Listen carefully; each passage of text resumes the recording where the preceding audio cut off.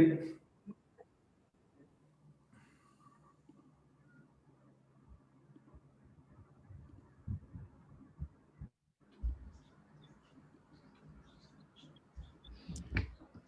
Good evening, everybody, and welcome to the 2021 Folk Film Gathering, which, both for better and for worse, is all online this year. My name is Jamie Chambers. I am the director and curator of the Folk Film Gathering, and it's my great pleasure to have with us tonight two of my absolute favorite filmmakers, Michelangelo Frammartino, who is joining us from Milan, and Pat Collins, who is joining us from West Cork. And this is one of a series of conversations that we are holding this year at the Folk Film Gathering, where we are bringing together filmmakers from very different parts of the world, drawing from different experiences, but whom we hope might find something in common. And I have got a series of questions that I am going to be asking Michelangelo and Pat, and equally will be encouraging Michelangelo and Pat to ask each other questions as well, above and beyond the questions I have prepared. But we'd also very much welcome any questions that you have, either about the films that we have screening in our program. So hopefully you've had a chance to watch Michelangelo's magnificent first feature, Il Dono. And hopefully you have also had a chance to watch, we have two of Pat's films in our streaming program. We have both Silence and Pat's newest film, documentary, Henry Glassy Fieldwork. So hopefully you've had a chance to watch those films. Please do feel free to chip in with questions into the chat, and we will look to kind of feed those in and put those to Michelangelo and Pat. A few pieces of housekeeping. So this session is being recorded, and that also means that for those of you with a season ticket to the Folk Film Gathering, we'll be looking to share the recording with you afterwards. So if you need to leave for whatever reason, you'll be able to kind of catch up with it. Our colleagues Louisa and Karen are providing closed captions. So if you need those, they should be accessible in the bottom of your screen, and I believe my colleague Mark David has posted some information about that in the chat. We're very lucky to have with us also tonight Stefania Bocchicchio, who is going to be translating for Michelangelo. And finally, I just wanted to kind of thank our sponsors, Screen Scotland, and also the Italian Cultural Institute in Edinburgh for their kind support of this event. So I thought we could maybe start, folks. I think kind of when I was preparing my questions for this event, I was very struck by something that was said by Henry Glassy in Pat's most recent documentary about the complex, intertwined relationship between the individual and the collective. There's a gorgeous quote from Henry Glassy where he says, "Every one of us is alone, yet every one of us is also together with other people, members of society." So what I thought we could maybe try and do in this conversation is try and start with the personal and move outwards towards the collective and towards kind of broader frames of reference. And when I was thinking about your two bodies of work alongside each other, one of the things that really struck me that you seem to have in common is a very strong commitment to a particular place or a particular set of places. So when I think of Michelangelo's cinema, I think of, in particular, that architecture of Caulonia and the landscape around, and of Calabria more generally. And when I think of Pat's films, particularly some of your more recent films, Pat, Silence and Song of Granite, I think of the landscapes of Connemara. And of course, I appreciate in your cinema, those are often at the center of a kind of diaspora of places, kind of taking in also New York and Berlin. But I just wanted to ask you first, you both first, on a personal level, what you know, as you know, very global, international filmmakers whose films have travelled, you have this amazing commitment to locality and to a particular set of places. And I wanted to kind of ask you where that emerged from. And maybe I could put this question to Michelangelo first. Commitment, Stefania? Una partecipazione e un dare tutto se stesso a questo senso del luogo. Ok, grazie Stefania. Ti ringrazio anch'io per la... Jamie, I speak Italian, is really easier for me, and Stefania will help me with the translation. Allora, intanto devo dire che Kaulonia, il paese che compare nel dono, è il paese della mia famiglia.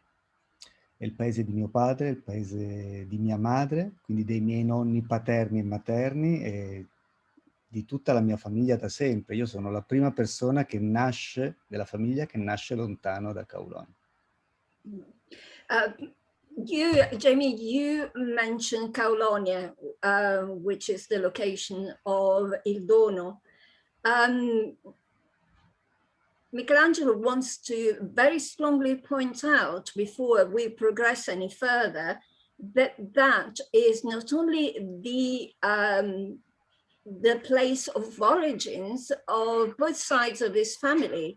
So the maternal and paternal grandparents were born there, and the mother and the father. Michelangelo is actually the very first person in his family who was born away from Kaulonia.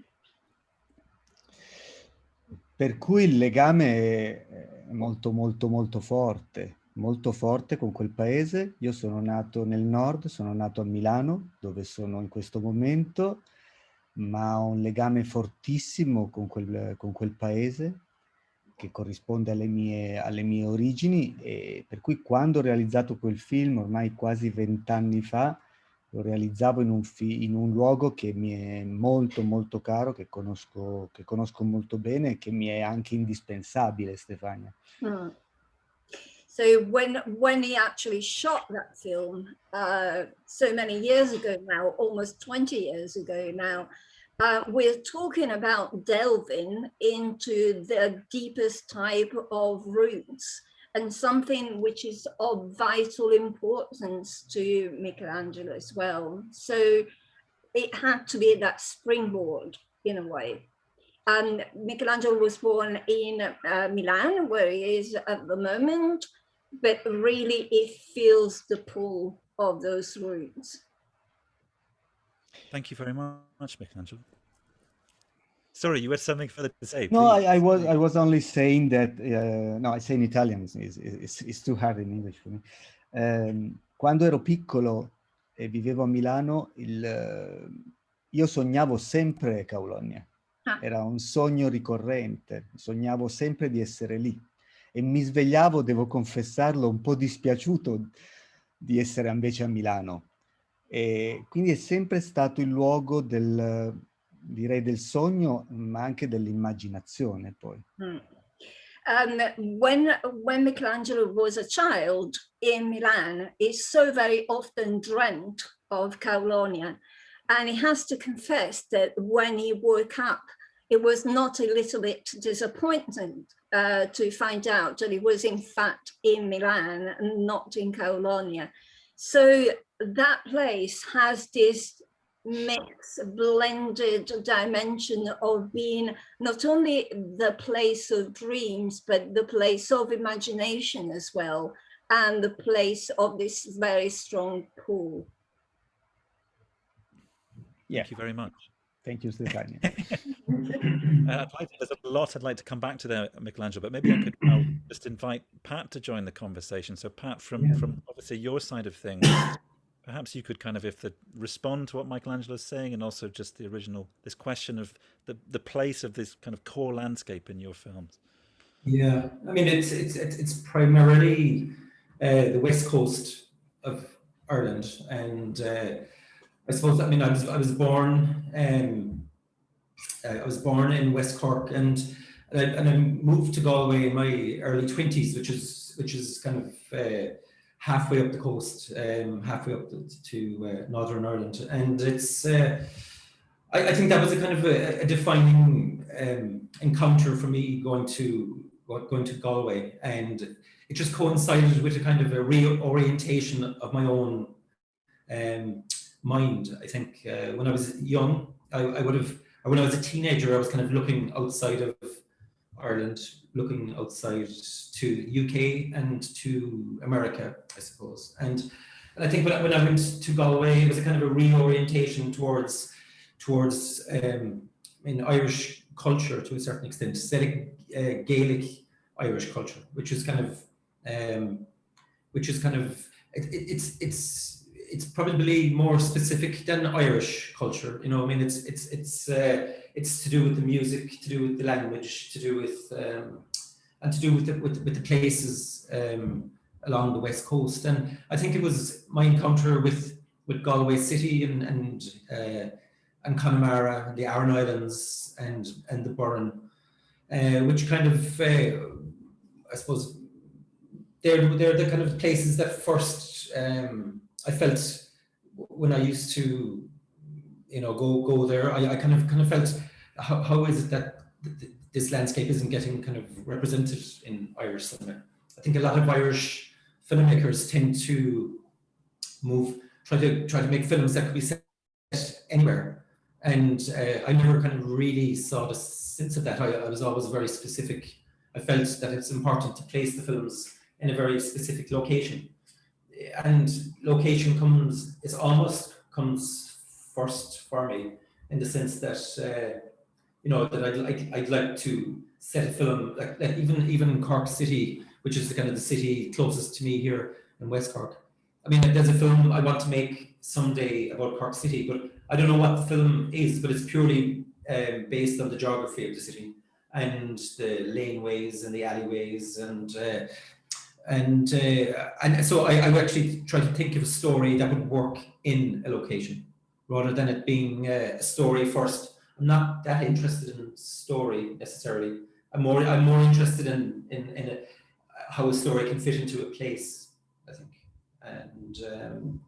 and maybe that's a little bit unorthodox, but I'm not. I mean, you know, I see other filmmakers around the world who do something similar, and you know, even from Michelangelo's films, you know, you can see that it's the same, or say with Kiarostami, you know, it's the same kind of instinct, let's say, to kind of set a film in a specific location, and it's even down to kind of camera angles. Actually, sometimes, you know, when I was younger, anyway, it was kind of trying to capture the kind of the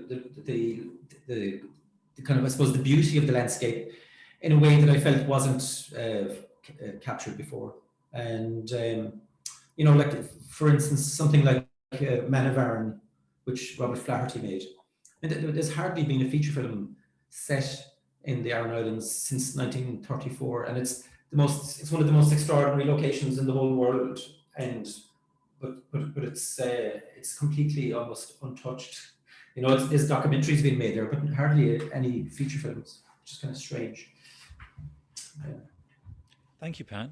And actually, that leads very nicely on to my next question, which is, I think, again, thinking about your bodies of work alongside each other. It's so interesting to hear you say, Pat, about how you start from the place, and then, you know, whatever we might call story comes next. And maybe actually I could just ask Michelangelo, actually, whether that has resonance for you, Michelangelo. When you are conceiving of a film, where do you start? Do you start with the place, or do you start with a character, or what is the first thing that you see, or that where does the process start? Per me molto spesso, penso che non sia così differente per Pat, il luogo è il personaggio, il luogo coincide con il personaggio. For Michelangelo maybe thinks that for Patch is not that dissimilar a process. The place is the character. The place is the main character. So there's that identification between the two. E, per esempio nel film al quale che sto cercando di finire con molta fatica, la cosa che mi è piaciuto e che ho filmato in Calabria anche questa volta, quindi è la terza volta, è che ho trovato un luogo che aveva che ha una complessità geografica, Stefania, per cui ha anche una dimensione sotterranea molto articolata.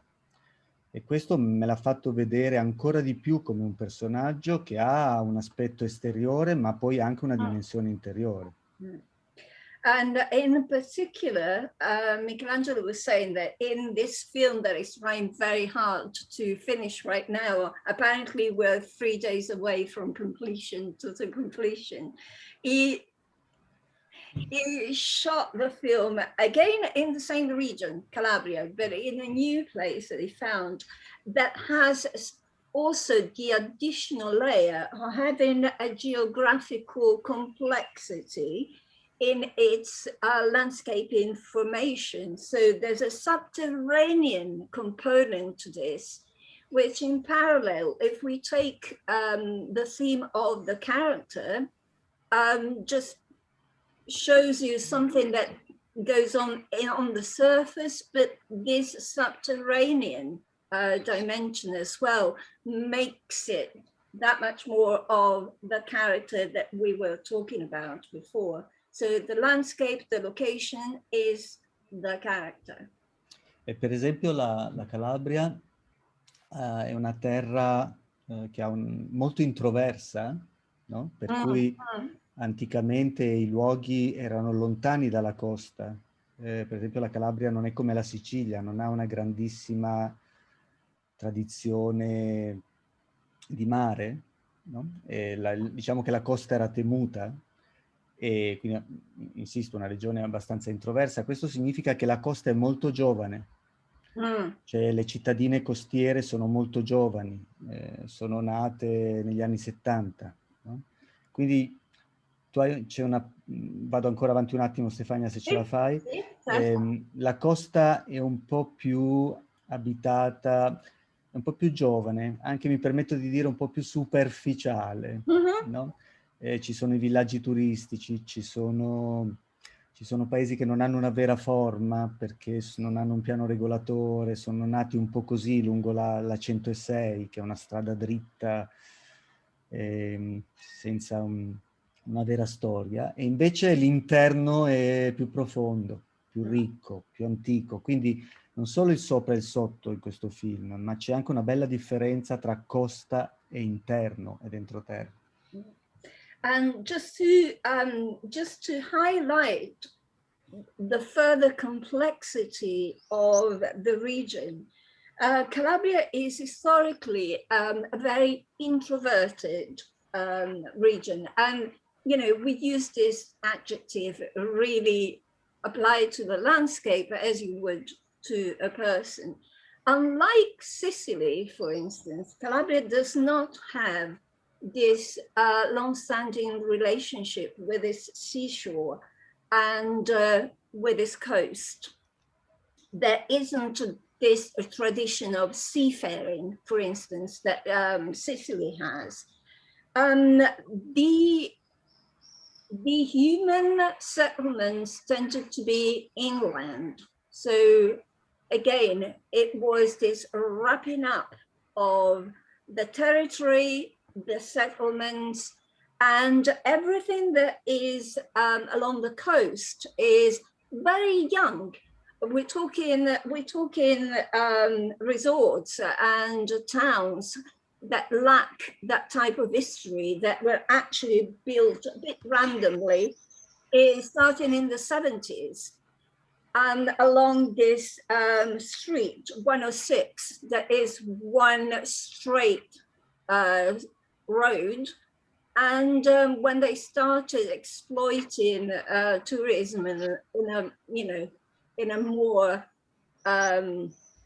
commercial way. That's how they build it. So we talked about what's on the surface and the subterranean dimension, but if you want to go sideways, there is that dimension of the core, the ancient settlements inland, and the much, much younger and lacking that depth, that historical depth, given by generations living in the same place that the inland has, but the new towns on the coast don't.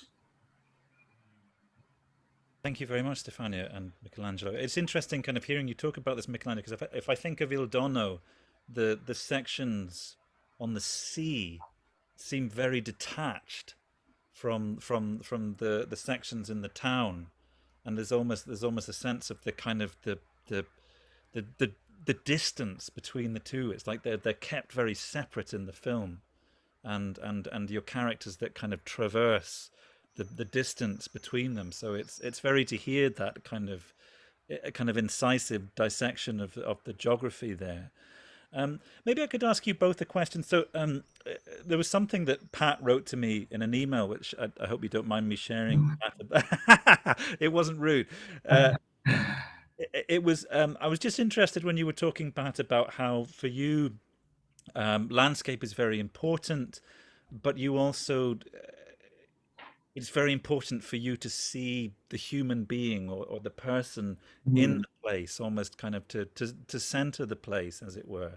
And one of the things I find kind of very striking about both of your films is the way that is that relationship between the character and the place, as it were. And I was wondering if you could tell us a little bit, Pat, about how so if you're starting with location and place, how you then conceive of character, or how you then think of the person within the place, as it were. Yeah. Well, I think, I mean, I think the person in the place is what's important to me. I mean, in terms of the location, I'm not hugely interested in maybe abstract kind of landscape for the sake of it. I'm not really.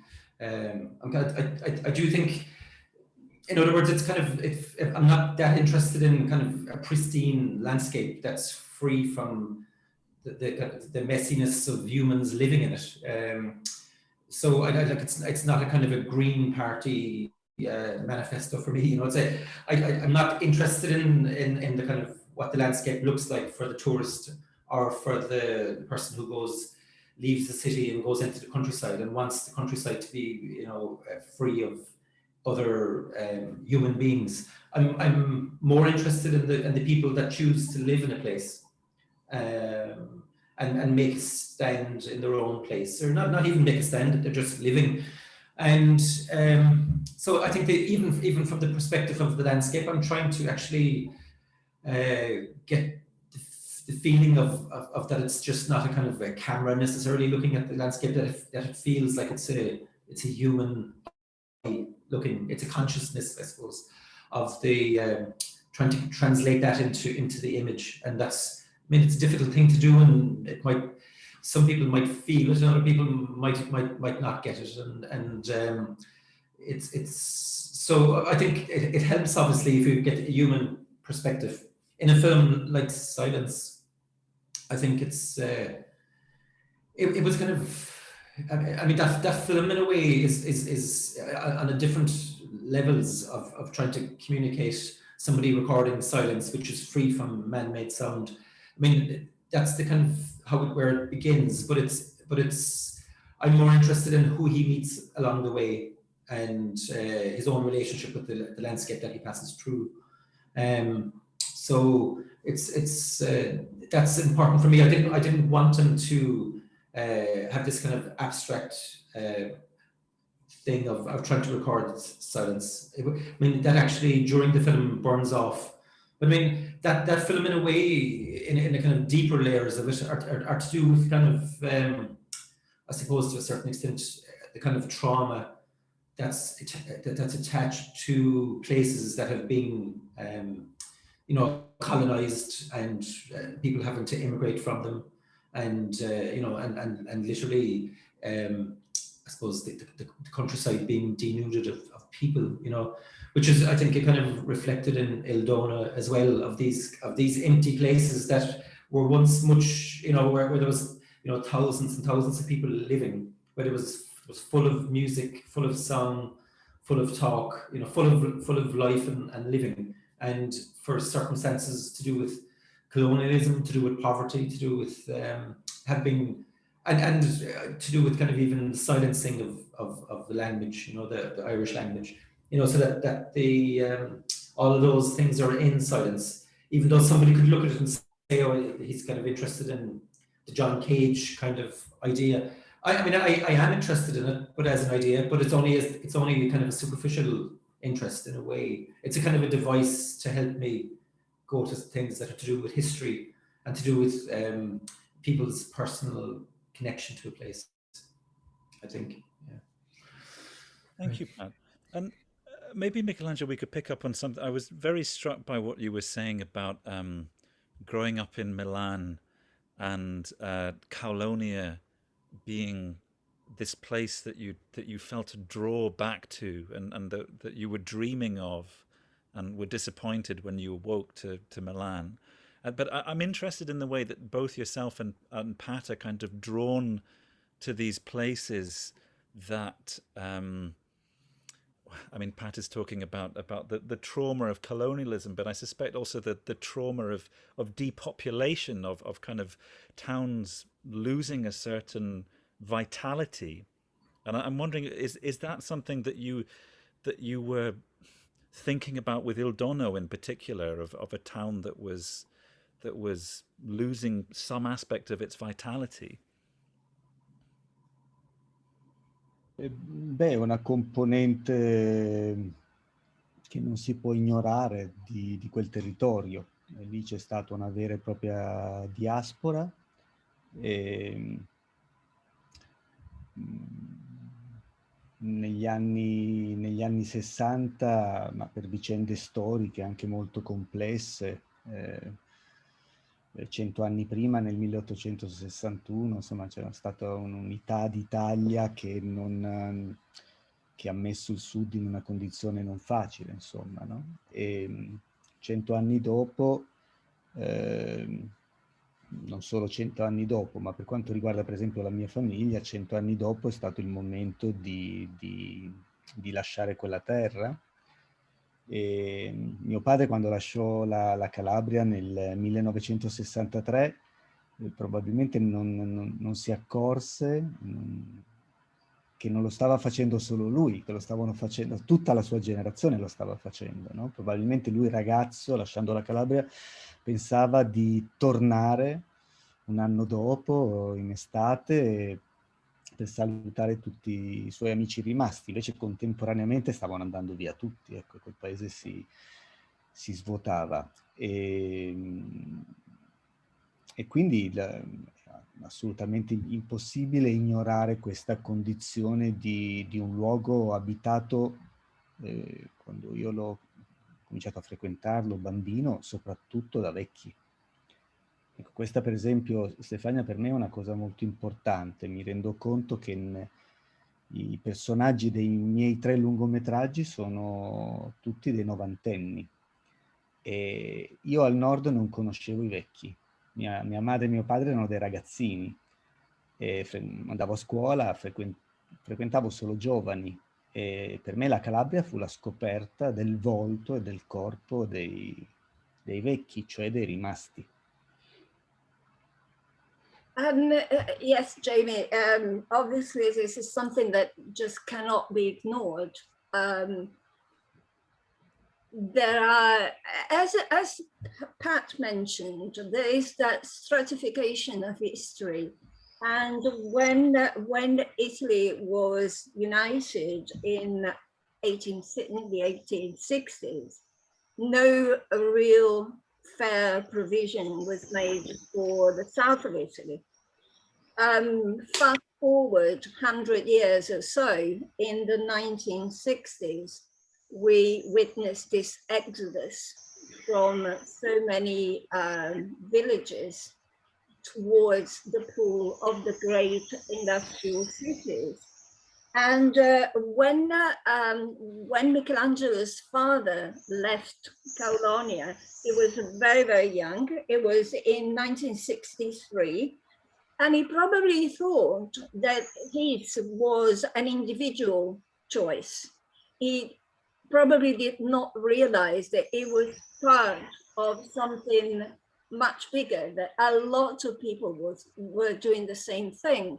He probably thought he would go back to Caulonia a year later to say hello to all his friends, without realizing that all his friends had left as well. And there was nobody of his generation left in the town.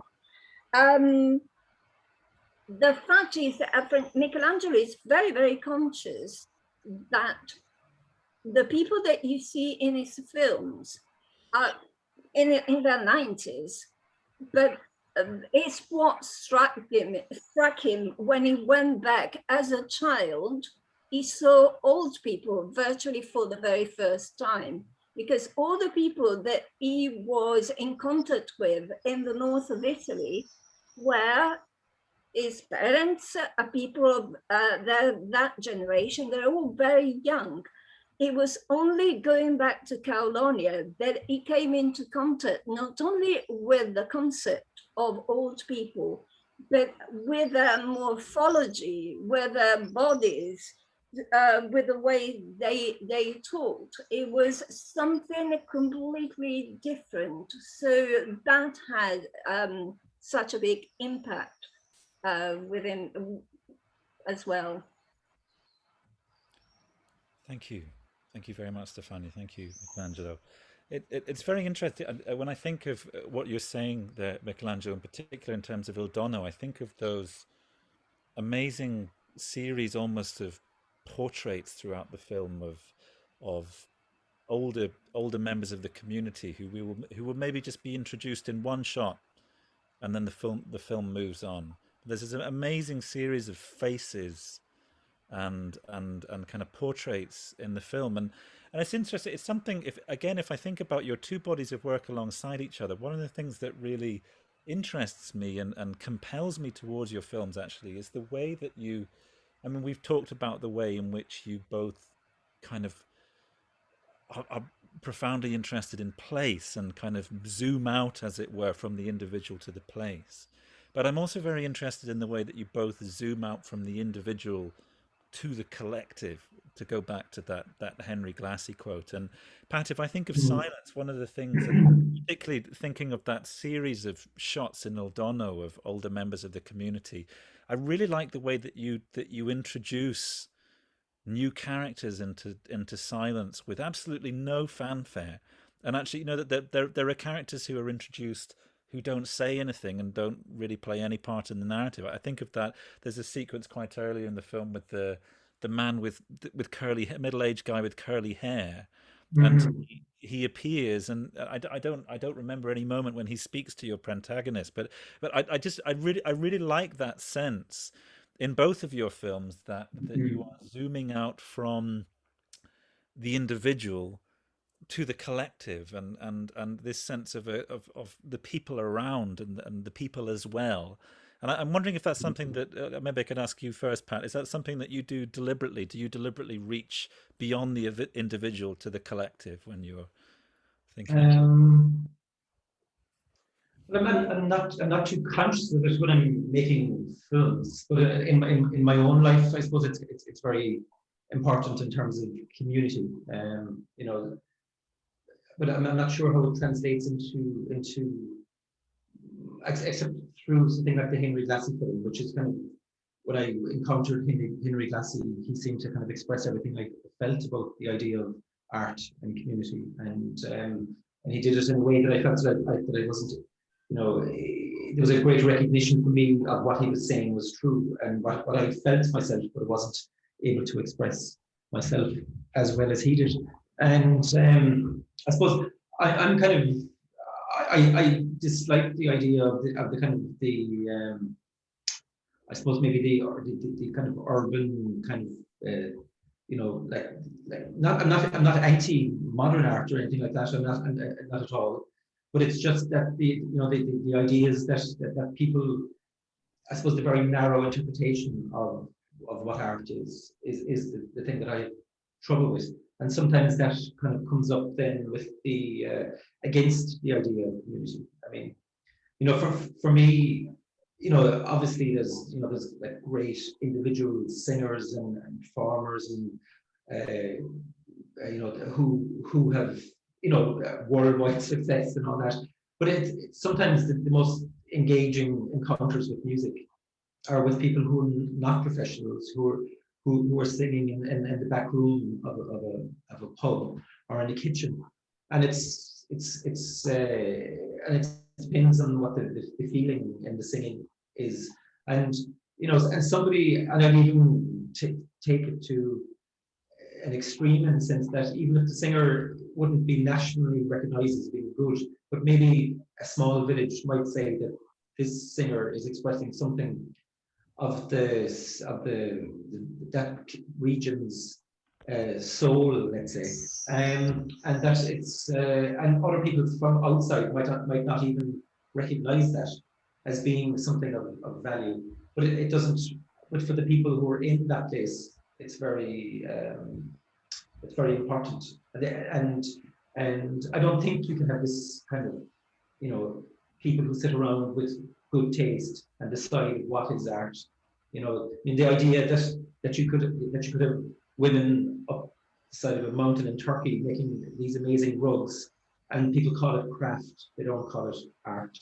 And but if you took a photograph of one of those women, or did a painting of one of those women and put a frame in it, that's art.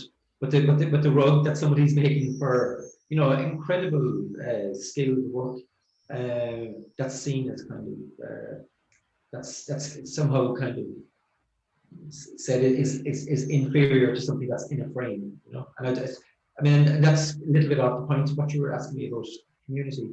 But I mean, I suppose those kind of ideas of kind of an elite that kind of decide what community should like, I've never really, I've never kind of had much sympathy with that kind of view, I suppose. I like to think about a community as well as that, I suppose people now have a community of friends, because, and it's always kind of, telling each other how what they're saying is right. And it's a community of friends is talking to each other, but a real community, let's say that's in a small place or in a village or in a small region in a city, you're going to be living next door to people who have very different values to you, and the most important thing is that you listen to them and you don't agree with them, but that you still have that kind of shared experience of living in the same place, and that you get on, and then you have the whole tapestry of a kind of all experience. If you live in a small place and if you've got an intimate knowledge of people, and I think where the trouble is with social media and people talking to each other all the time, and friends talking to each other all the time, and never hearing opinions outside of what they actually like, then that's very dangerous for even the idea of community, and it's very different to the old idea of community. The most difficult thing is actually is not agreeing with people and still having to get on with them. I mean, that's where the interesting thing is, I think. Sorry, that's nothing at all to do with film. No, it's very interesting, Fran, and I'm sure there's much in what you're saying that we can all relate to. Michelangelo, if I could ask you a kind of similar question about, I mean, in your films, I feel there is often that sense of the individual within the wider frame. I think about Il Dono, and there are certain characters whose stories are revealed a little more than others. But we had this wonderful session yesterday with John Sayles, where John Sayles was talking about there are certain films where one feels that there are multiple stories that within the community of people the film is about, there are multiple stories that are not revealed, and some are more revealed than others. And I feel like in Il Dono there are, I was very interested in the blacksmith. You introduce him with kind of, there's a lot of pathos to the blacksmith, and I kind of feel like we could have seen more of the blacksmith. We could have seen more of the woman in the shop, and so I guess I'm very interested in the way in which you set individual stories within the broader frame of the community. And of course in Quattro Volte you have the goat herd at the start, but kind of towards the end of the film you have the whole community with that festival and the tree, and I just wondered if you could tell us, Michelangelo, about how you think of that relationship between the individual and the collective, or the individual and the community in your films.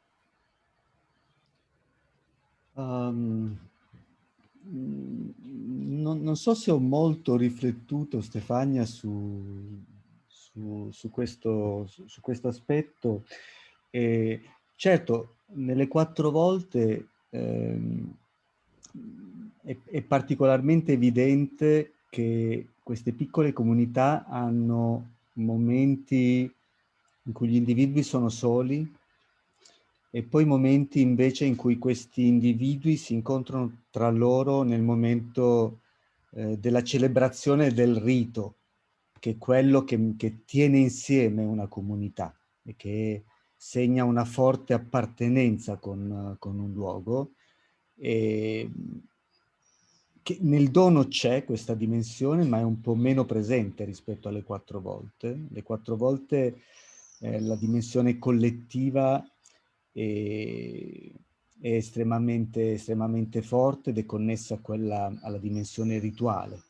E forse nelle 4 volte questo rapporto tra il singolo e la collettività è un po' più consapevole in me e probabilmente un po' meno nel Dono. In answer to your question, Jamie, Michelangelo is actually, in a way, comparing the way this theme is treated in Il Dono and in his other film, Quattro Volte. And he's saying that maybe in Il Dono, this is not as developed as it is in Le Quattro Volte, because in Le Quattro Volte we have that element of individuals being isolated per se, and then coming together through the rite, which is the rituals that bring together the collective. And if you want, yes, you can find those elements in Il Dono as well, but maybe not so much to the fore, and not maybe as developed as you would find them in Le Quattro Volte. But yes, that happens. You have individuals and they have their individual stories, and then they're woven together by the collectivity, in particular in Le Quattro Volte, by the coming together of that cohesion through the ritual, the rite that brings the collectivity together. Per esempio nel paese delle 4 volte, che si chiama Alessandria del Carretto, che è un paese del Pollino, quel rito che vediamo, cioè il culto arboreo, il rito dell'albero, che Jamie ricorda, è probabilmente la festa che tiene ancora insieme quel paese. Che tiene ancora un paese ormai spopolatissimo, che conta penso meno di 300 abitanti, è ancora tenuto assieme da quel rito che è più importante del Natale, più importante della Pasqua.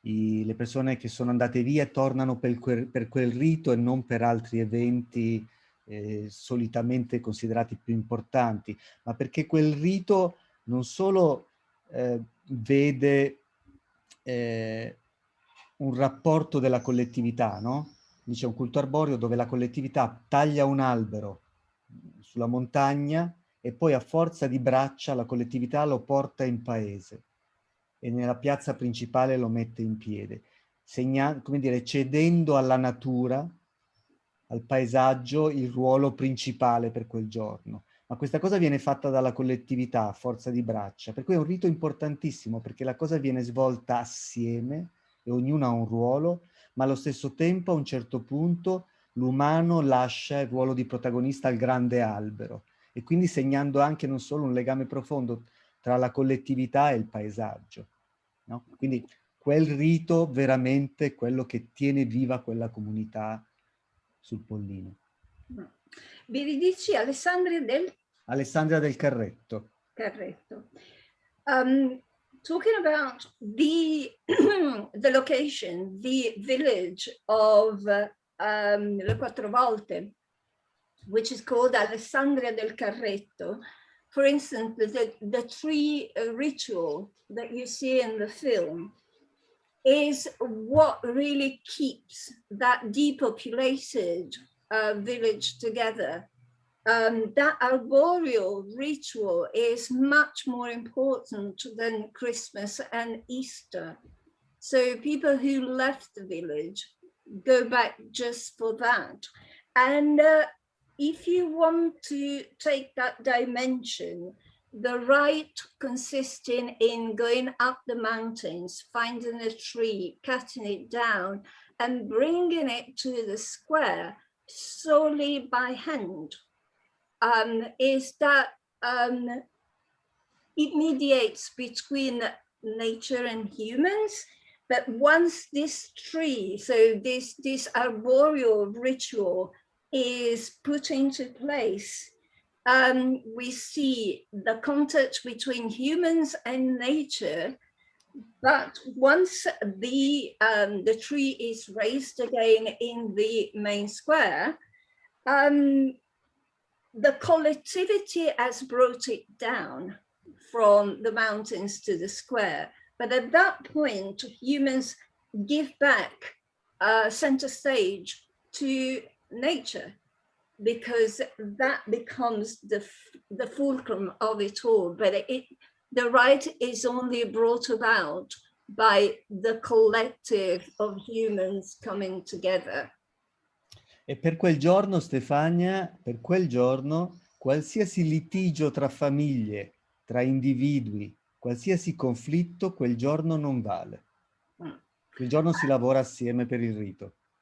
And the most important point is that day, no quarrel, no pre-existing quarrel, long-term grudge, that is completely erased. It does not exist. The collectivity comes together and works towards a common goal. I have to say the Stefania translation is more interesting than what I'm saying. So it's fantastic because I say things, then I listen to the translation and I say, wow, it's interesting. But it's Stefania that is transforming in something interesting. Yeah, I mean, I think it's interesting with Michelangelo's film Alberi, or Earth Trees, that ritual thing is kind of crucial, I think, to like the idea of community, because well for me, I think that the community strength actually comes from a need rather than a desire or a kind of a want. It's like that's why communities find it difficult to survive, is because they don't necessarily need each other anymore. And once people started getting access to loans from the bank and credit cards, and they don't need the local shop necessarily to give them credit. They don't. People are living more kind of individual lives, so that it's actually important for communities to create something where everybody can come together. So you actually have to, even if it's artificial sometimes, you have to create a need for people to come together. And then if the tree has to come down from the mountain, well, they can't do it without each other's help. And those ritualistic things are what keeps a community, I think, together and keeps it strong, I think. And it's kind of, and I think that's true also kind of traditions, because I remember like in the first day of May, my father would always he'd get some branches from a tree and put it over the door of our house, and then he put it over the door of the shed where the cows would be milked, and it was called bringing in the summer, and and in the village where I come from, there was one person who used to do it, or two people who used to do it, and they used to put it up on the door of every house in the village. But my father used to do it at home, and when I got my first when we moved into our house, I kind of felt very self-conscious about saying, I was just going to decide, will I keep this tradition going of bringing in the summer on the 1st of May? But because I felt a little bit phony doing it, a kind of fake or something. But then I actually thought, I really thought I have a responsibility. Like if I don't do it, then I'm actually willfully breaking a link in the chain of hundreds of years of civilization in my area. And if my kids want to break the tradition, that's up to them. But I'm not going to do it, you know. And so that's what I when I was watching Michelangelo's films, that I feel that kind of connection to maybe kind of like a rural kind of upbringing that I had, and that kind of how important those rituals are actually, and in marking time, marking seasons, and bringing everybody together, and you know, it's good. Thank you very much, Pat. Maybe I could take the conversation somewhere slightly different now. I mean, kind of going back to this idea of locality and kind of strong commitments to place that you both have in your films. And obviously, your as we said earlier, your films have traveled very, very widely and have been celebrated all the way around the world. But I'm very interested in... Not celebrated enough. Can always be celebrated more. But I'm very interested in how your films, because I think, Pat, you said something earlier which is very interesting about how that, you know, films that aren't set in a definite place. And I think it's very clear in both of your work that your films are set in very definite, real places. And I'm interested in how those films, I guess it's a two-part question. How, firstly, your films are experienced in the places where they are made. Ooh. So Michelangelo, I'm very interested to hear when you show the films in Caulonia, how do the audiences respond? And ok, quando è stato proiettato Il Dono a Caulonia non ho avuto la sensazione che venisse molto amato. When Il Dono was screened in Caulonia, Michelangelo did not have the feeling that it was totally loved. Credo che molte cose che io trovavo bellissime fossero invece dolorose per i miei concittadini. Io mi sento caulognese, ci tengo a dirlo. Io sono nato a Milano, ma i miei genitori hanno sempre parlato il dialetto calabrese che io parlo perfettamente. Io mi sento più caulognese che milanese, ci tengo a dirlo.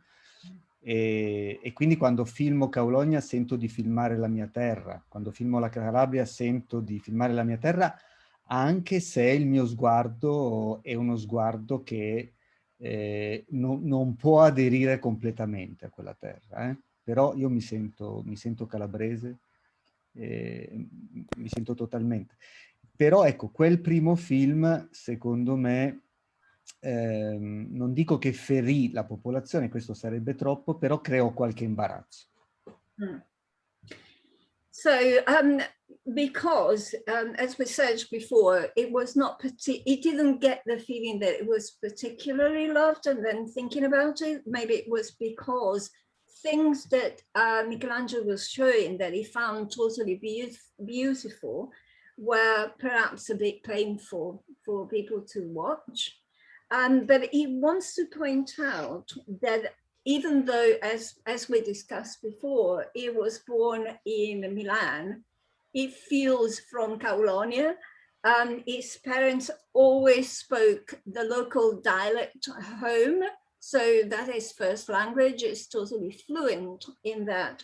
And when he goes and film in Caulonia or in Calabria, it's not from an outsider's point of view. Though there's that subtle but very important difference. He's not an outsider, but his gaze is a gaze that is not totally adherent to the experience of people who were born and live there all the time. But it's not definitely, it doesn't go there as an outsider, not even one generation removed. So when he showed that first film, maybe hurt is a big word, maybe it's too strong a word, but there was that sort of slight ache regarding certain issues, certain stories. Poi loro hanno capito che io avrei continuato, insomma, che hanno capito che continuavo a lavorare sulla Calabria, e quindi penso che, insomma, alla fine mi hanno accettato che io abbia questo grande amore per questa terra e che la possa raccontare in una maniera anche magari un po' imprevista, ecco. Però mi sembra di aver capito che poi nel tempo, per esempio, mi sembra che Le Quattro Volte sia stato molto più apprezzato. But then they realized after the first film that it wasn't a one-off, that it was going to persevere, and that it was going to keep shooting in Calabria. So, and then he was able to put on screen something that was perhaps unexpected in the depiction of the region and its people. So he got the feeling with Le Quattro Volte that it was more accepted. And I can say last thing,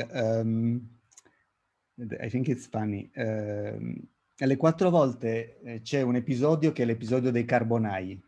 Ci sono c'è un cantiere di carbone e la famiglia che fa il carbone, che è un mestiere antichissimo, come tutti sappiamo. E loro, quando il film uscì in una cittadina non lontano dal loro cantiere, andarono tutta la famiglia a vederlo, una famiglia di 30 persone che riempì la sala cinematografica, e che tra l'altro chiesero di non pagare, perché erano gli interpreti del film, chiesero di non pagare il biglietto, ma la cassiera li obbligò a pagare. Quindi, infatti loro mi chiamarono subito dopo, appena fuori dal cinema, dicendo ci hanno fatto pagare per vedere il film, anche se siamo gli attori. E poi mi hanno detto, erano un po' delusi dalla lentezza del film e dal fatto che non ci fossero musiche, e quindi in particolare una ragazza, insomma, molto simpatica, cominciò a spiegarmi come avrei potuto girare meglio, insomma, il film, come avrei potuto renderlo un po' più brillante, un po' più eccitante. Mi invitò ad utilizzare le musiche che, insomma, arricchiscono e sono intriganti per lo spettatore, ma in maniera, devo dire, veramente con grande affetto, con grande tenerezza, ma anche voglia di aiutarmi come regista a migliorare il mio status, insomma. And one episode that perhaps will give you a better idea. When Le Quattro Volte was screened, and there's a scene that actually takes place involving a group, they're actually a family of coal makers, when they break down the coal for human use. And the screening was actually quite near the village where this family lived, and they all went. So they actually almost filled the cinema, because there were 30 of them, and they were expecting not to be charged because they were the stars of the film. And they were slightly put off by the fact that the cashier actually charged them for the entrance ticket. And they actually called Michelangelo straight away, saying, we were charged. You know, we kept saying, we're in the film. And it was a normal cinema. It was a cinema. It was not a special screening. It was not a festival. It was the cinema in the city, no? So we were charged an entrance ticket, which was unexpected. And actually, when they called him, they were slightly not put off, but slightly surprised by certain things they actually told him. And they thought the pace was a bit slow of the overall film. They were a bit surprised that there was no music. And one of the girls in the family, but in a really, really sweet fashion, started giving him advice in order to become a better filmmaker, and to suggest a range of music that would have been not only suitable, but would have made the narrative that much more intriguing. But Michelangelo is very keen to point out that everything was done in a very sweet, in a very nice manner. But because they were so involved, they really wanted to give him some advice in order to make him a better filmmaker. Yeah, they were worried for my life. Yes, absolutely. Thank you very much for sharing that with us, Michelangelo. Thank you, Stefania. Maybe I could ask you the same question, Pat, about how when you screen your films in Ireland, kind of with the communities they were made with, how does that compare to when you're then screening in Berlin or wherever? Yeah, well, I think a lot of the films that I make are kind of celebratory, I suppose. You know, they're kind of either, especially my kind of earlier documentaries, I kind of tend to make films that are, if it's not historical subject matter, then it's kind of like a celebration of a place or something that's kind of positive in relation to the culture or the rituals. So, you know, so say my last feature film, which was like a drama, was Song of Granite, and I think what people from Connemara and the region where Joe Heaney was brought up and reared, I think like some people told me that they liked the fact that I used, you know, the entire song, you know, that I was faithful to that I wasn't coming in just for one verse, and that I treated the music and I treated the singing seriously, I suppose. So I was kind of gratified by that.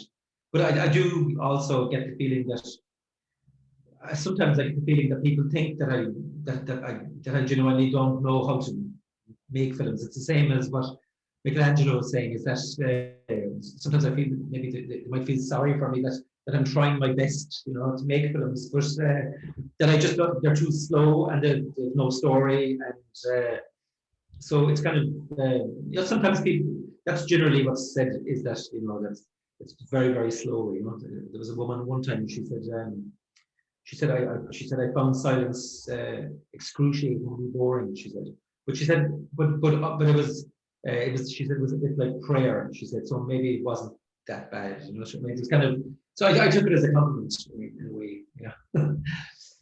If it was, but it's generally speaking, it gets a good enough reaction within Ireland, and it hasn't really, a lot of my work hasn't screened, you know, in Europe at all, really. A lot of it hasn't. You know, it's been more UK, Ireland, America, maybe, but not very rarely in Germany or France or Italy, or, you know, hardly ever. Yeah. Okay. Thanks, Pat. Another question, folks, just kind of going back to some of the things that have been talked about earlier in the conversation. Another thing that when I think about your bodies of work alongside each other, which I find very interesting, is this kind of what might be called the interface between documentary and drama. I feel there's a lot of your films, respectively, occupy this kind of uncanny valley sometimes between the two. It's I think of Song of Granite Pattern. There's, obviously that there is the expansive first section of the film, and Connemara is kind of with actors and aspects of production design, and then at a certain point in the film, I think it's maybe 40 minutes in, you cut in a documentary voice, and then there's this kind of interesting kind of liminality that kind of the rest of the film kind of occupies, and I think of silence, and I think that there are parts of silence which it doesn't feel like you're watching a drama. It feels almost, there are moments where it feels very, very real, for want of a better word. And Michelangelo, I think of your films and particularly when I first heard about Le Quatre Volte, one of my friends said, "Oh, you must see this amazing documentary, Le Quatre Volte." And I tracked it down and I watched it, and I kind of obviously there are parts of the film which do feel close to documentary. I think that the section of the festival that you were talking about earlier, the arboreal rite with the tree, and it feels like you're filming something which is happening, and there are parts of Il Dono like that as well. It feels like you're filming something that is happening and has got that kind of documentary quality. But obviously and obviously when you're filming the goats in Il Quattro Volte, I mean, it's amazing. I mean, I would love to talk to you more about the goats at some point. I think maybe we don't have time today, but there are, and then of course earlier in the film there are bits which have more a quality of drama. And so, but I'm very interested by the way that you both occupy that interesting space between the two almost, and kind of there are moments in some films which are more drama, there are moments which feel more documentary. And wondering if I could ask Michelangelo first about how you approach that relationship between the realness of what you're filming and then also the bits where you are maybe giving more direction to actors, you're intervening more, you're shaping, you're staging a little bit more. I wonder if you could tell us about that. Ma io credo di essere in qualche modo animato da una specie di conflitto, dovrei dire. Questo conflitto è dato dal fatto che faccio un esempio, per esempio nelle Quattro Volte c'è una lunghissima scena centrale in cui non so se Jamie se lo ricorda, in cui c'è un cane che è un piano sequenza di quasi 10 minuti. No? Nelle Quattro Volte there is this long shot with the dog, 10 minutes, 8 minutes. E lì c'è una sorta di conflitto, cioè quello di fare una specie di scena perfetta, quasi cartesiana, no? In cui tutto era stata progettata nei minimi termini, in cui questo cane doveva fare tutta una serie di azioni, doveva passare una processione fatta di centinaia di persone, un bambino, cioè c'è una sceneggiatura, anche se io non uso la scrittura, perfetta, e allo stesso tempo però con una materia ingovernabile, che non puoi governare, cioè le capre, un bambino, un cane. Il mio fare cinema spesso è fatto di una voglia di fare una finzione, costruire una finzione perfetta, però con una materia assolutamente ingovernabile, e vivo in questa oscillazione. So, Michelangelo says it in a way is spurned by this type of conflict. Jamie, you were talking about the liminality of the two languages. And in Le Quattro Volte, there's this long shot, which is 8 to 10 minutes long. There is a dog. A lot of things were supposed to happen in the perfect sequence. So scripted without a script, because that's not the way Michelangelo operates, just as, pardon me. So all sorts of things were supposed to come together, gear, slot into place, but then everything needed to be done with something which is unfathomable, because you cannot control a dog or what he does. So when, a procession of people was supposed to arrive, when that was supposed to, there is that gray twilight zone of wanting something to happen, but then taking what happens, really. And so in a way, that is the fuel. Michelangelo was saying, is animated, is spurned, is fueled by that conflict between the two languages. Thank you, Michelangelo. Pat, could I ask you the same question about this kind of the way in which, I guess, the languages, as Stefania beautifully put it, of drama and documentary kind of mix, and that interesting space in between? Yeah, well, I think, I mean, it's a huge kind of area, and it's one that's kind of evolving and changing a lot, I think, in cinema generally. I was originally a documentary filmmaker, and I never actually imagined that I would make a drama. And I had no real interest in making a drama. And it literally was when I saw the work of Kiarostami that I felt like I woke up, to a way of working that would kind of allow me get to kind of what I would consider maybe greater truths without, true drama, with a documentary sensibility. But I think there's a crucial distinction, well, for me anyway. There is, people said that silence, called it a documentary. Even somebody who said that, that it was, that they'd seen it twice, and I was saying, well, how could silence be a documentary? It's like that. It is a drama with documentary sensibility, but it's clearly, for me, a drama. But I think there's a kind of a tendency now for people to say that it doesn't really matter whether it's a drama or a documentary. And documentaries are being scripted and are being written and kind of shaped into a kind of a classic drama structure. And I have no interest in that whatsoever. And it's kind of almost, it doesn't seem to matter whether it's like a documentary is true or not. People are inventing scenarios for documentary characters, and they're calling it a documentary even though it's scripted. So I tend to think of it as drama with a documentary sensibility. That's where I'm most comfortable working, unless it's straightforward documentary.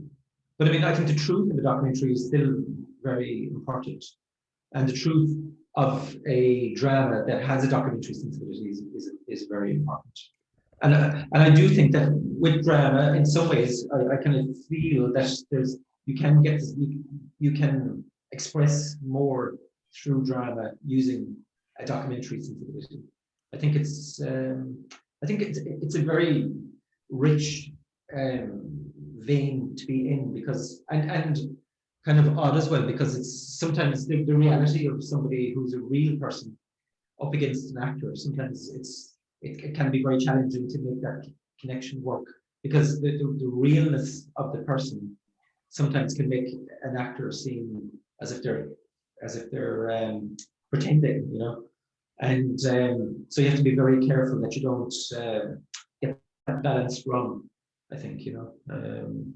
So, but it's a huge area. Like, somebody like, say, Werner Herzog can, make up stuff in documentaries and kind of, can invent things. But he's so singular that I think he's not a good kind of model to have for filmmakers, because only he can do it, really. I mean, and only he can do it in his way. If you try to replicate that, you'll never get anywhere, you know.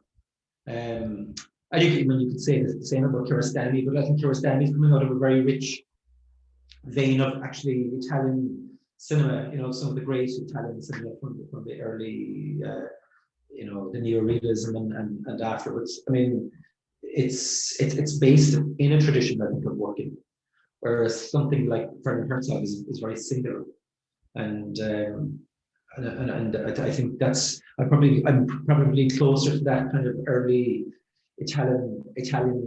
I feel a closer connection to it than I do other kind of more modern manifestations of documentary, mixing documentary and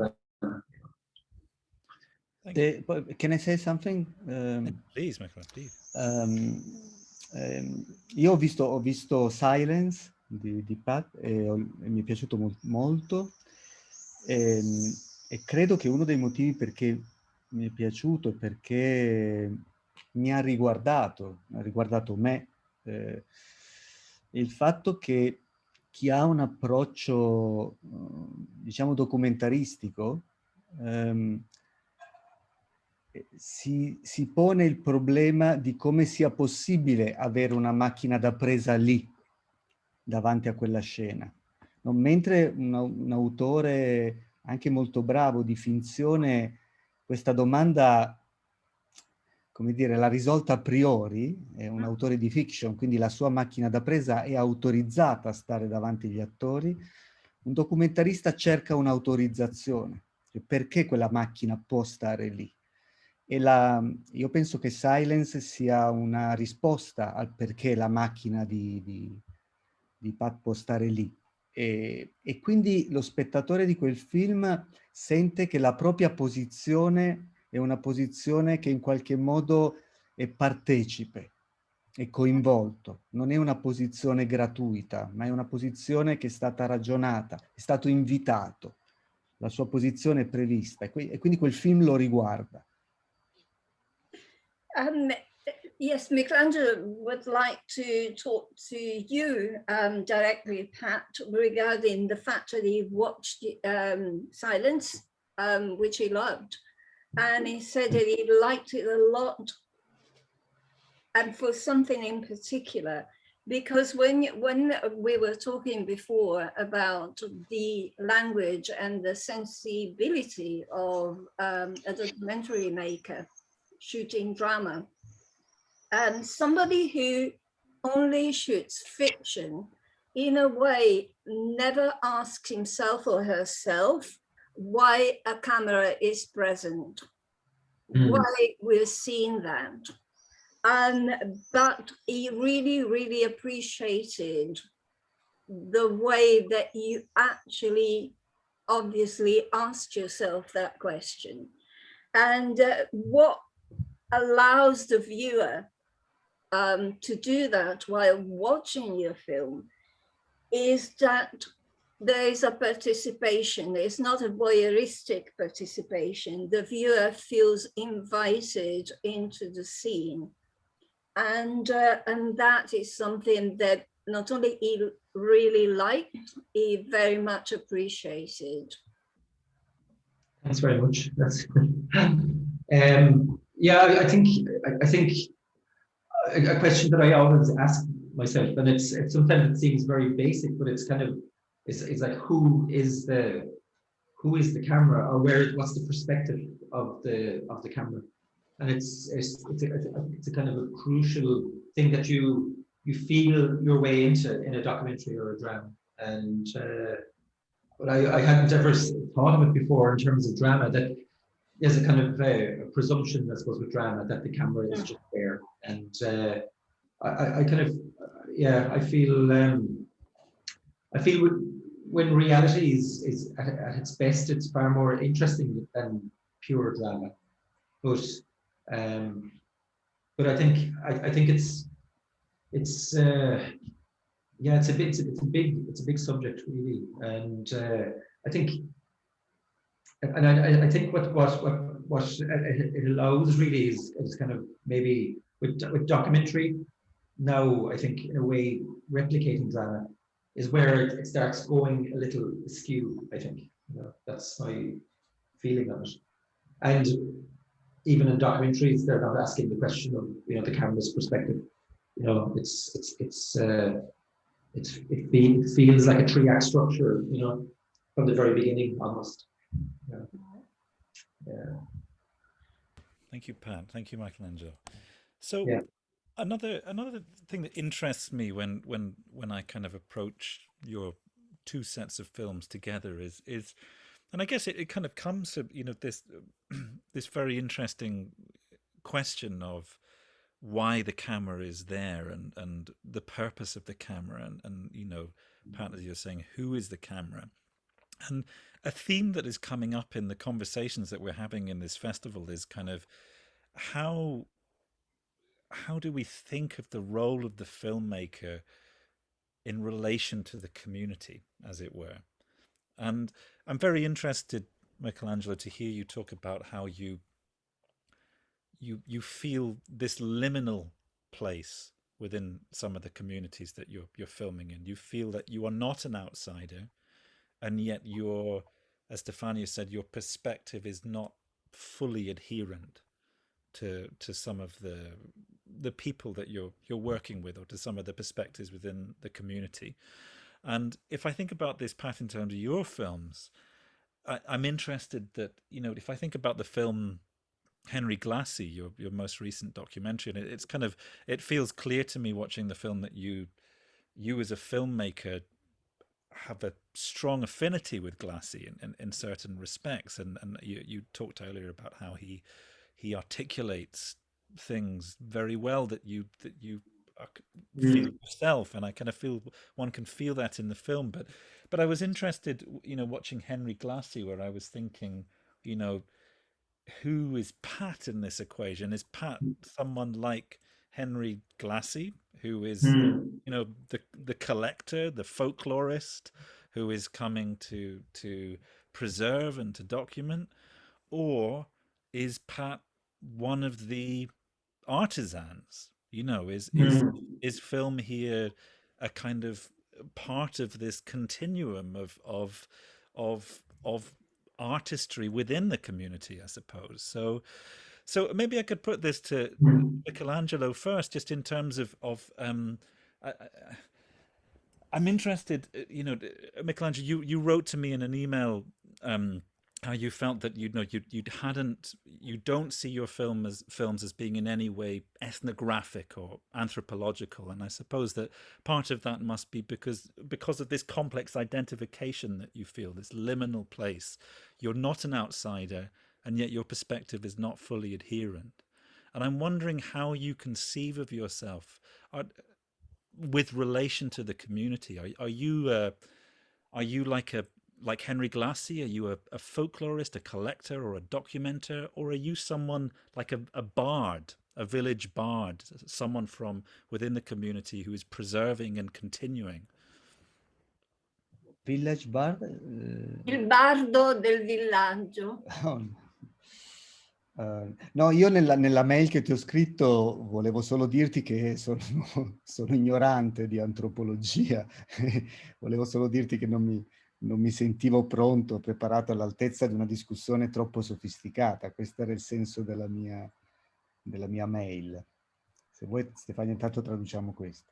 The core meaning of the mail was just that Michelangelo feels a bit ignorant about anthropology, and so he felt it was not up to the task of conducting a discussion on anthropology.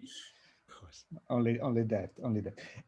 No, quello che posso dire è che noi utilizziamo degli strumenti molto potenti, anche se siamo delle troupe piccole, indipendenti, a volte piccole, a volte meno piccole, e nonostante si faccia un cinema indipendente, dobbiamo essere consapevoli della violenza dello sguardo di questi strumenti, ed esserne consapevoli è veramente molto importante, perché bisogna permettere anche alla comunità di difendersi da questo sguardo e da questi strumenti.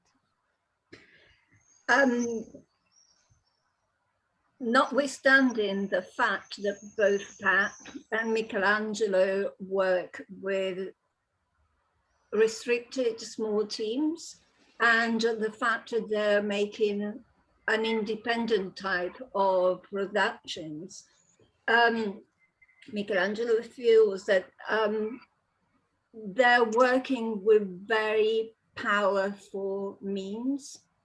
And so awareness is all important because there is an inherent violence in the gaze that these instruments bring to the equation.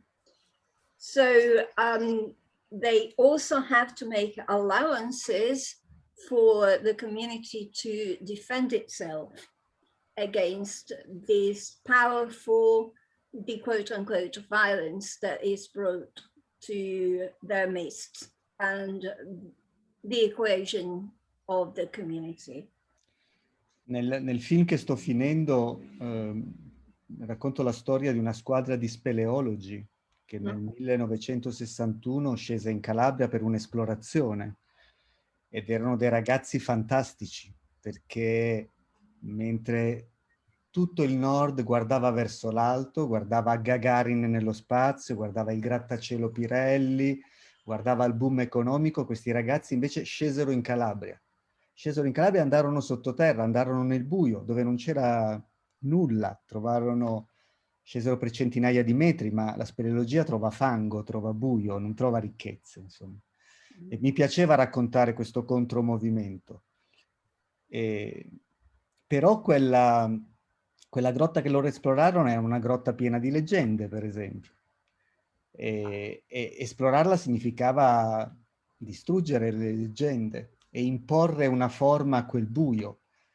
E quegli speleologi erano meravigliosi, fecero un'impresa bellissima e erano forse una bellissima parte d'Italia, eppure in qualche modo distruggevano qualcosa con la loro esplorazione. Contemporaneamente noi nel fare il film questa domanda ce la siamo posta e ce la siamo posta assieme alla cittadinanza, se il nostro film distruggeva qualcosa o stava distruggendo qualcosa.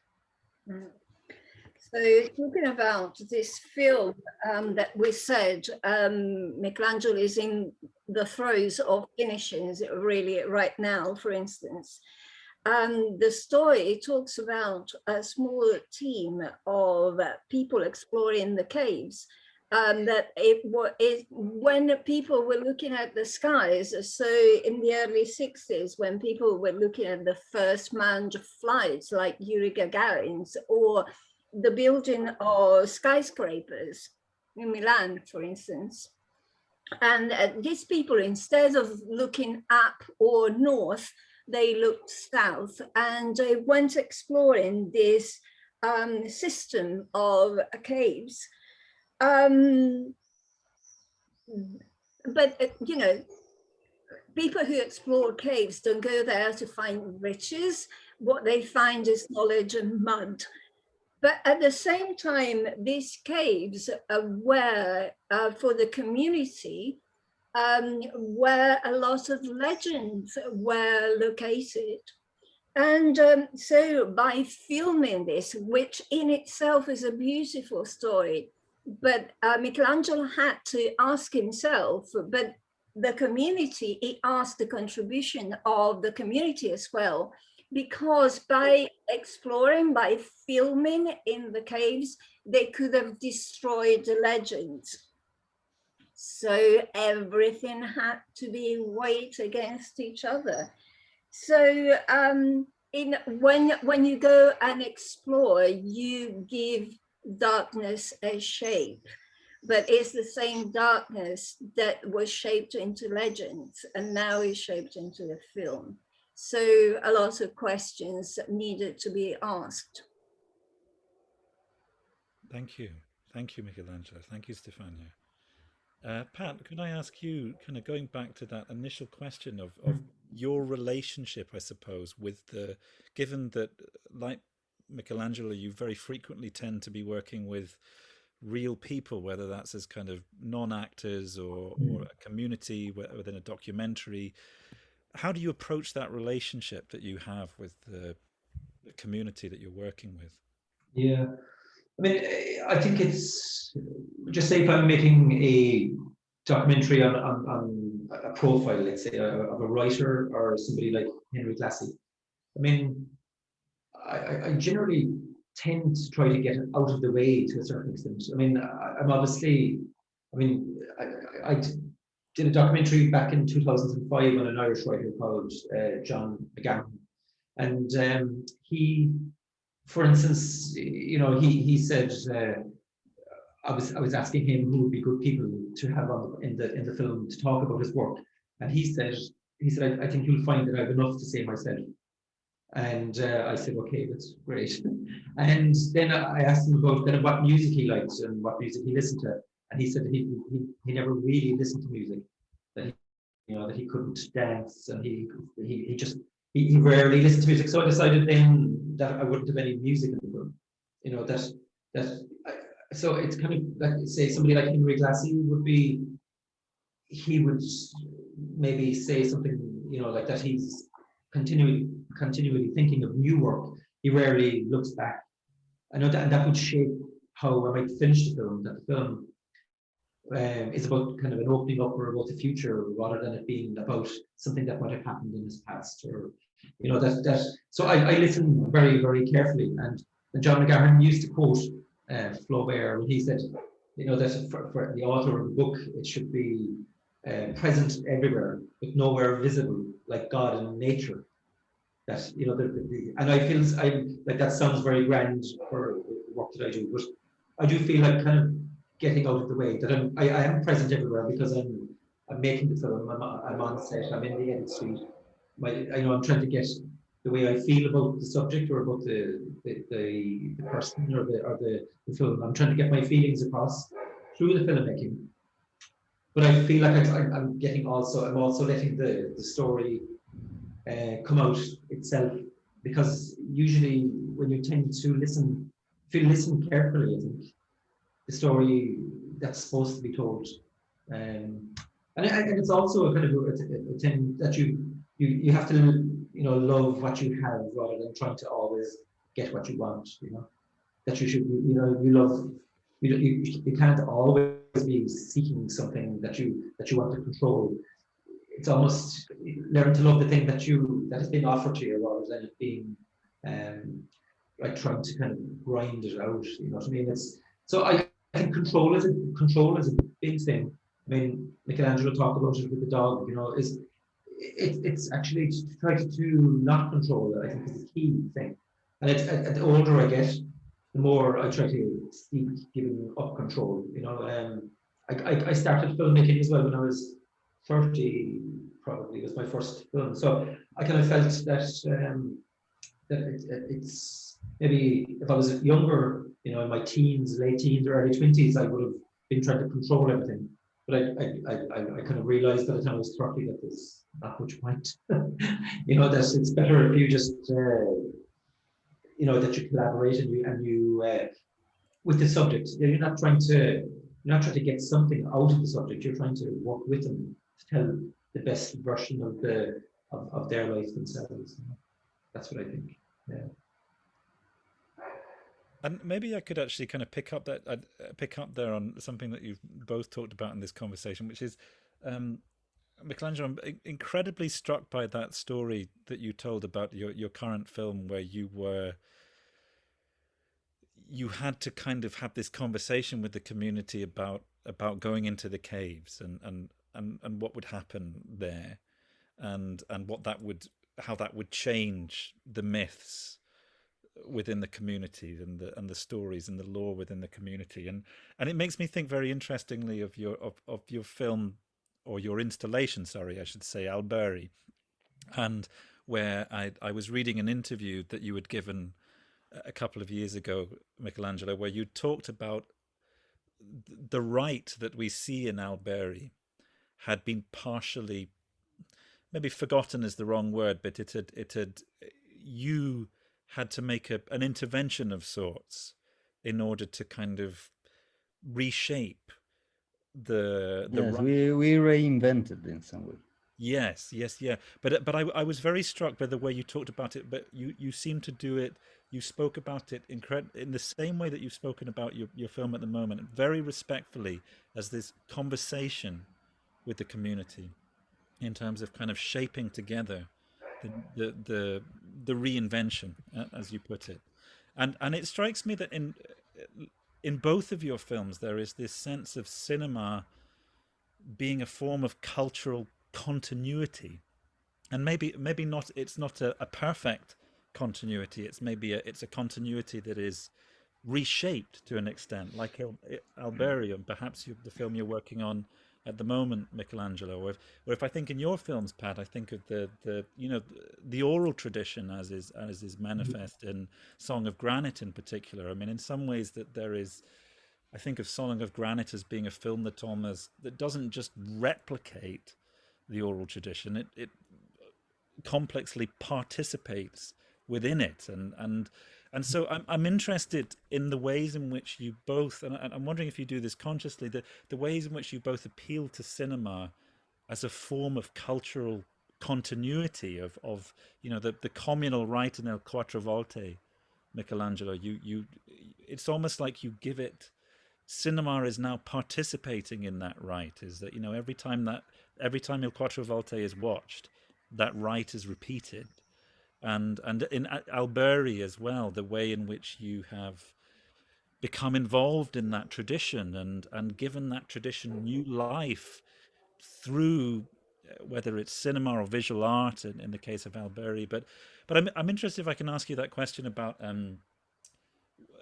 cinema and cultural continuity, particularly with the kind of deep engagements that you both have with the communities that you work with, whether you see yourselves as using cinema to continue things that already exist within the community. Maybe I could ask Michelangelo first. A proposito di alberi, devo dire che è un'installazione che nasce da un rito, per l'appunto, che questo, anche se alcuni antropologi lo considerano una maschera più che un rito, e che è una maschera individuale, un uomo albero che gira per il paese in una certa data durante l'inverno, e che io ho chiesto alla comunità di trasformare invece in una foresta che cammina, quindi non in un individuo che gira per il paese per la questua, cioè per chiedere doni, ma lo abbiamo trasformato invece in una foresta che cammina e che invade il paese, trasformando la piazza principale per l'appunto in un bosco. Quindi ho proposto alla comunità di cambiare in maniera significativa il loro rito. E questo l'ho fatto anche con una certa preoccupazione, lo ammetto, però quando ho incontrato la comunità ho spiegato cosa mi interessava cinematograficamente di questo mutamento e che ovviamente non l'avrei fatto se non fosse stato gradito, insomma. Anche perché non avrei saputo come farlo senza di loro. Quindi, l'installazione è stata presentata al MoMA nel, mi sembra, 2013, se non ricordo male, e questa cosa, posso andare ancora avanti, Stefania? Ce la fai? Sì. Questa cosa ha colpito molto la comunità, il paese di Satriano, e quindi hanno deciso di cambiare il loro rito e di proporlo nella versione dell'installazione. In realtà per un solo giorno, nel senso che la maschera ovviamente è una maschera libera, chiunque voglia vestirsi in paese da uomo albero, girare per la questa lo fa, però un giorno all'anno c'è la foresta che cammina. Quando il paese ha deciso quindi di trasformare per un giorno il rito nella versione della mia installazione, questa cosa mi ha atterrito, lo ammetto, mi ha preoccupato moltissimo. E il sindaco del paese mi ha chiamato proponendomi di diventare direttore artistico della nuova tradizione. Io intanto ho incontrato i ragazzi del posto, la Proloco, l'associazione che si assumeva questa responsabilità, e ho scoperto che non mi volevano come direttore artistico e che la volevano fare come volevano loro. E questa cosa mi ha tranquillizzato totalmente. Cioè, ho capito, sì, che forse avevo smosso qualcosa, ma che loro sapevano benissimo cosa gli serviva e che strada seguire. So, Jamie, you were talking about Albury, quite rightly, as an installation, and it is a rite, but it is actually more of a mask than a rite. And what happens is that the mask, so the individual goes around the village asking for gifts, quote unquote. But in the reimagination that Michelangelo put together, we had a collective of trees, so a forest moving into the main square, and before there was this drastic reimagining as the installation, Michelangelo asked the community, and it was quite concerned, and obviously if they said no, it would not have gone ahead with his vision of this. And especially because he would not have known how to do it without the cooperation of the community. And it seems to remember that, well, it went to MoMA, and this was perhaps in 2013. And what happened was that the local community actually then, in a loop, adopted this version for one day. So they made it their own, and the mask remains the mask. Whoever wants to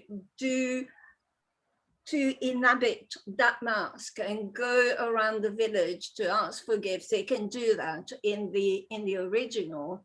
But for one day, they decided to adopt Michelangelo's version. So, which made him really concerned, because it was a great deal of weight on him. So the mayor called him, and he wanted him to be the artistic director of this new version. And again, he was terrified at the idea, but he went to talk to the people who would have been the organizers on the ground. And when he found out that they really did not want him at all, he was greatly relieved. And they wanted to make a different version. And it was different, no? So I understood that they were strong enough. They were strong enough. Yeah. So, and this was fantastic, and really fantastic, because I was scared by the idea that I had destroyed the tradition. No, it was not. They only loro hanno preso quello che gli interessava. So he realized that they didn't want him because they didn't need him. They knew to extrapolate exactly the elements that they needed to make them their own and to continue their own tradition in their own way. Thank you. Thank you very much. Actually, can I ask Michelangelo, for him, the difference between the idea of the installation as opposed to a film? Or did it screen in cinemas, or was it always in galleries? Because it's something that I'm not sure about myself in relation to my own work, you know, what should be in a gallery or what should be in a cinema, in a festival. Mi sta chiedendo qual è la differenza per me tra... No, ha detto se ti era mai venuto in mente, se hai sempre avuto idea per Alberi che fosse un'installazione o avevi preso in considerazione che potesse essere filmato, che potesse avere solo la dimensione del filmato, invece... No, it was born as an installation with no beginning and no end, so like in this circular. Yeah. And so we received some invitation in festival, like in Berlin, as a short, but we refused, not because it could be fantastic, but it was born in my mind as an installation, not a video installation because it's very cinematographic. Yeah. So I think that is a cinematographic installation, but I never use it as a short film. Okay. Yeah.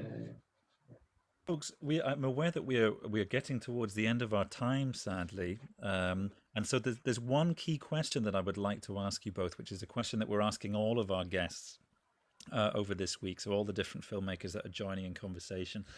And question is kind of two-pronged, and it comes from our festival, the Folk Film Gathering, is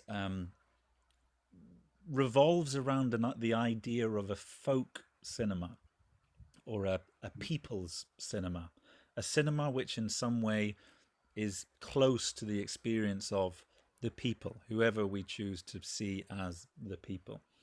And I'm wondering if this notion is one that holds resonance for you in the films that you make. But also, I'm wondering, because you're both obviously steeped in film culture, I'm interested in, if you look outwards from your own work towards the rest of film culture, what that notion of a folk cinema or a people cinema has for you. Maybe I could ask Pat this question first. Yeah, it's a difficult question. I see myself in a way as a kind of, and maybe other people don't, but I see a lot of the films that I've made are kind of political films, and maybe that they are kind of commentaries on the culture of, say, the country. I would say that they're kind of distinctly Irish, let's say, or maybe with a kind of a kind of a world cinema. My influences are probably from world cinema, but the specifics of the content is very much influenced by Ireland. Like, so I don't think I'd be, if I was in New York, I don't think I would have, I don't think I would be a filmmaker. I don't think I'd be, I think whatever is in the Irish, it's not that I wouldn't make a film in actually it probably is, I probably wouldn't make a film in New York. You know, I think there's only one other place I felt that I could make a film, that was in Granada in the south of Spain, and for whatever reason I kind of felt the geography of that. I thought I'd like to do something there, but and it's not that I wouldn't make something kind of outside of Ireland, but you know, it's more to do with kind of making a kind of a political stand, I think, in terms of things like culture and community and history, and the and maybe in, you know, I suppose there's an awful lot of people who are, you know, kind of into the Star Wars version of cinema, I suppose, and it's not that I mean, I didn't go to the cinema when I was young. I'd say maybe once before I was 15, and I think in a way, so the cinema for me is very different to a lot of people that I meet, I think, who were very influenced by kind of things like Star Wars and kind of American films. Maybe I feel like I'm more influenced by television, and I still actually think that television is an amazing kind of medium, even though I know younger people aren't watching it, but still there's great potential there. I love making a documentary that goes out in Ireland and is seen by 200,000 people in one sitting, you know, at one time. There's a huge power in that, especially if you're making something that you feel is important. I'm working on a documentary, shooting a documentary on an Irish traveller singer called Thomas McCarthy, who was brought up in England, but he sings very, he's got hundreds and hundreds and hundreds of songs, and that he learned from his mother and his grandfather. And for me, that's a television project. And that for me then is the community. I want to make this film to be broadcast at primetime television so that people can see the power of his tradition, and actually confront people who might be racist towards him and his culture. So and I suppose that for me is kind of political. So that's kind of what I can only, I'm trying to reach an Irish audience with that. And if somebody, you know, if somebody watches it in Belgium or whatever, again, you know, great, but it's not my primary audience for this. So I feel, you know, I suppose, I think it's important to bring world cinema to small places. You know, I do think that. I live in a country area myself, and you know, I think it's important to kind of show the best of world cinema in the small places. It shouldn't just be the kind of for people who are, you know, in the urban centers. You know, in fact, sometimes the people who are living in the countryside have a kind of innate understanding of the things that might be slower or kind of at a different pace. You know, maybe, not sure. Thank you very much, Pat. Michelangelo, could I ask you to respond to Pat and just keeping that notion of a folk cinema or a people's cinema in mind? Quindi di un cinema fatto di persone, stiamo dicendo. No, è un cinema del popolo, quindi in recuperare un concetto che non appiattisce gli spettatori in fette demografiche o come si vengono fatte adesso al botteghino, ma se è possibile fare una specie di, Jamie stava parlando di folk, quindi addirittura a quel livello, che faccio parte, che entri a far parte poi della cultura popolare nell'accezione di una volta o primigenia della parola. Domanda. Ok, grazie perché mi hai fatto capire meglio la risposta di Pat. Guarda, per me è molto... io vivo in un paese dove le immagini, anche se ovviamente vivo in una democrazia, ma dove le immagini sono molto connesse al potere, se ne fa un uso quotidiano dell'immagine che punta al consenso, punta alla seduzione. In Italia le immagini sono profondamente legate al potere e alla politica, anche perché veniamo da un trentennio dove un potere mediatico è diventato anche potere politico. Ecco. E quindi quello che posso dirti è che per me è molto importante recuperare un tipo di linguaggio, un tipo di immagine che sia rivolta a persone che possano scegliere, no? C'è un regista che diceva: io non giro per gli spettatori, ma giro per i cittadini, volendo dire giro e realizzo film per persone che possono scegliere, che sono capaci di scegliere. Allora, per me è molto importante realizzare delle immagini che non cerchino di sedurre, non cerchino il consenso dello spettatore, ma che mettano le persone in una possibilità di scegliere, no? Di trovare una posizione di fronte a queste immagini, di operare una scelta. E spero di fare dei film che richiedono un lavoro da parte di chi vede. A very, very loaded question. As Italians,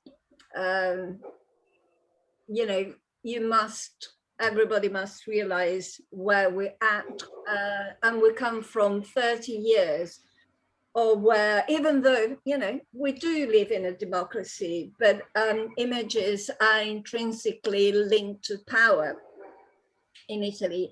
And that power and those images are used as weapons in order to find a consensual agreement. So they're there to seduce, by and large. 30 years of mediatic power, and I think we all know what we're talking about here, have left people being talked to in order to find this type of consent that we were talking about. What Michelangelo would like to find is to find a language of choice. So to recover that choice in the viewer, which is not, somebody was saying that it's not seeking an audience, but is seeking citizens, not to seduce with the images, but in order to make them face a choice. So the type of film that requires some work, that requires that type of feedback, it's not there just to distract and seduce, but to make them operate choices. Thank you. Thank you very much for your responses, both. Folks, I'm aware that we're coming up to 9 o'clock, and as much as I would love to continue talking, I'm aware that the sky is darkening outside, and people need to have their dinners, and so maybe that is a kind of that is a good kind of provocative note to end on. Thank you both so much indeed. This has been such a rich, wonderful kind of conversation to kind of eavesdrop on, and I'm very grateful to you both for joining us, for your time, for being so generous and sharing your ideas and your stories and your experiences, and with each other as well.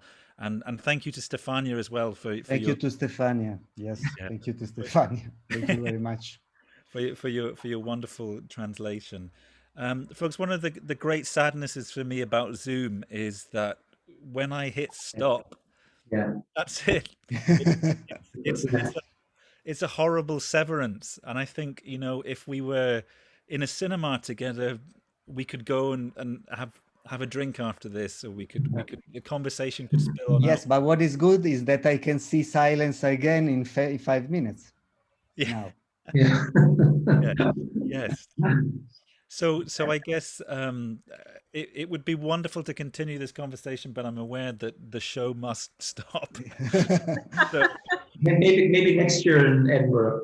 Yeah, well, you know, I very much hope the Folk Film Gathering, we will, when things go back to normal, or the new normal, whatever that looks like, we will be able to invite you both to Edinburgh, and we can continue this conversation there, and we can let it spill outwards to the pub afterwards. So just remains to say thank you both so much. That has been a truly wonderful experience, and it's been wonderful to see you talking to each other and to bring you together. Michelangelo, we are greatly anticipating your next film. I very much look forward to seeing that, and Pat, can't wait to see what you are working on next as well. Thank you all very much indeed. We do hope that those in the audience, and indeed Michelangelo and Pat too, will consider joining us at some of the other sessions with directors later in the week. It would be wonderful to see you there as well. Thank you all so much. And thank you, Jamie. Thank you very much. Ciao, Pat.